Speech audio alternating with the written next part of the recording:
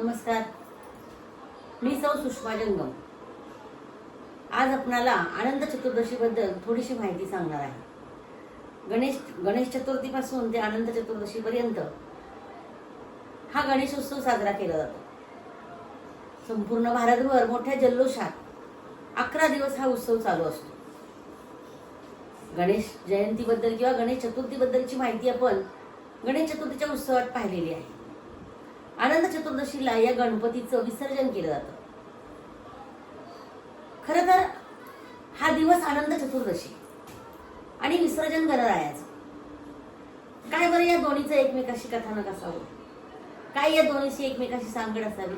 खरं तर अनंत हे विष्णूचं एक नाव. शेषनागाला अनंत असं म्हटलं जातं.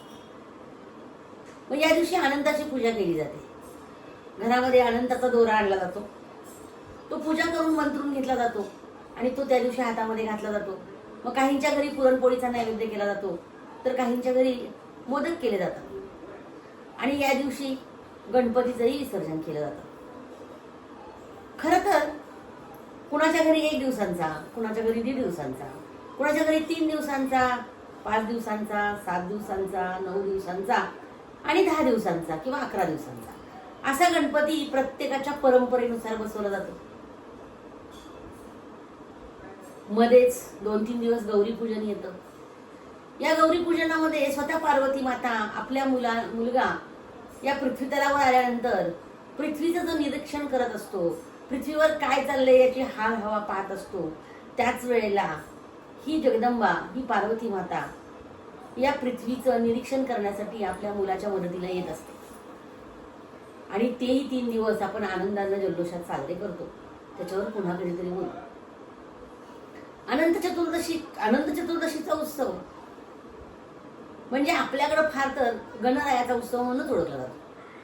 अनंत चतुर्दशी या दिवसाला फारसं महत्व फक्त अनंत हातात घालण्यापुरतंच. पण याच्याही पाठीमागं कौंडिल्य ऋषींची कथा आहे की ते आपल्या पत्नीबरोबर जात असताना रस्त्यामध्ये त्यांना ह्या अनंताचं व्रत करणाऱ्या स्त्रिया दिसतात आणि त्यांची जी पत्नी शीला असते ती पण मग हे व्रत करते आणि ते व्रत केल्यानंतर भरपूर संपत्ती त्यांना मिळते. पण संपत्ती मिळाली की माणूस काय होतो? माजतो, मस्तवाल होतो. तसं काहीतरी होतं त्या ऋषींचं आणि मग ते सगळं वैभव त्यांचं निघून जातं. पुन्हा त्यांना हे अनंताचं व्रत करायला सांगितलं जातं आणि मग नंतर ते पुन्हा व्रत करतात आणि पुन्हा त्यांना संपत्ती मिळते. अशा प्रकारच्या पुराणांमध्ये असंख्य कथा आपल्याला वेगवेगळ्या पाहायला मिळतात. पण अनंत म्हणजे विष्णू, पालनकर्ती देवता.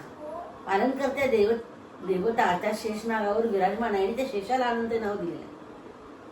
पण हे विष्णूचंच एक नाव आहे. मग पालनकर्त्या देवतेचा हा मध्येच दिवस येतो. या दिवशी अनंत म्हणजे ज्यांना अंत नाही असं. म्हणजे तुम्ही प्रचंड तुम्हाला हव्या त्या गोष्टी मागू शकता असं या व्रताच्या निमित्तानं सांगण्यात आलेलं आहे. आणि तुम्हाला देण्याचं काम ईश्वर करत असतो. तसं पाहिलं तर याच दिवशी गणरायाचं विसर्जन का करायचं? तर अशी एक पुराणांमध्ये कथा आहे की महाभारताचं युद्ध ज्या वेळेला व्हायचं होतं त्यावेळेला अगोदर पांडवांना 12 वर्ष वनवास आणि 1 वर्ष अज्ञातवास देण्यात आलेला होता. आणि मग हे 13 वर्षाचा वनवास संपवल्यानंतर युधिष्ठिरानं श्रीकृष्णाला विचारलं की मला यातून काहीतरी मार्ग काढ, हे सारखं सातत्यानं काहीतरी होते. आणि मग त्यावेळेला कृष्णाने त्यांना सांगितलं की तू काय कर, आनंदाचं व्रत कर. आणि त्यावेळेलाही ते आनंदाचं व्रत पांडवांनी केलेलं होतं. दुसरं असं की व्यासांनी महाभारत लिहिलं असं पण म्हणतो. पण हे व्यासांनी महाभारत गणपतीला सांगितलं असाही उल्लेख आहे. मग गणेश चतुर्दशी दिवशी गणपतीला व्यासांनी महाभारत सांगायला सुरुवात केली. ते अनंत चतुर्दशी पर्यंत 10 दिवस गणपती डोळे शांत ठेवून निवांत बसलेले होते आणि शांतपणे ते महाभारत ऐकत होते. असं म्हणतात की ते 10 दिवसांचं महाभारत ऐकून गणपतीला ताप आला, म्हणजे संताप झाला. आणि ज्या वेळेला व्यासांनी पाहिलं की गणपती तापलेले आहेत, त्यांचा खूप ताप आलेला आहे, मग त्यावेळेला त्यांनी त्याला सांगितलं की जा तुम्ही सरोवरामध्ये डुबकी मारून या. आणि म्हणून अनंत चतुर्दशी दिवशी गणपतींनी त्या सरोवरात डुबकी मारली आणि त्यांचा ताप निघून गेला. आणि म्हणून या 10 दिवसांमध्ये गणपतीमध्ये प्राणप्रतिष्ठापना केली जाते. प्राणप्रतिष्ठा येते गणपतीमध्ये ईश्वरी अंश प्रज्वलित झालेला असतो असं मानतात. आणि म्हणून आपल्याकडं गणेश चतुर्दशी दिवशी गणपतीची प्राणप्रतिष्ठा करतात आणि अनंत चतुर्दशी दिवशी गणपतीचं विसर्जन करतात. विसर्जन ही आपली संस्कृती आहे. ज्याला सर्जन आहे त्याला विसर्जन आहे आणि म्हणून जगण्यात आनंद आहे. विसर्जन नसतं तर या पृथ्वीची अवस्था काय झाली असती आपण कल्पना करू शकत नाही. माणसाची अवस्था काय झाली असते आपण सांगू शकत नाही.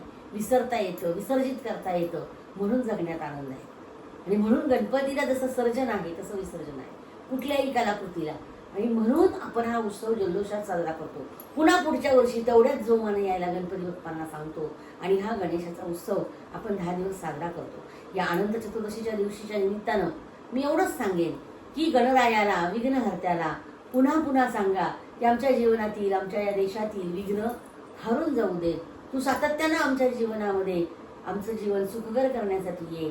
तुला आम्ही दरवर्षी बोलावत असतो. या पृथ्वी तलावरचं दुःख दैन्य हरण करण्यासाठी या गणेशानं पुन्हा पुन्हा यावं आणि मानवी जीवन प्रफुल्लित करावं, हीच सदिच्छा या अनंत चतुर्दशीच्या निमित्तानं मी व्यक्त करते आणि थांबते. धन्यवाद.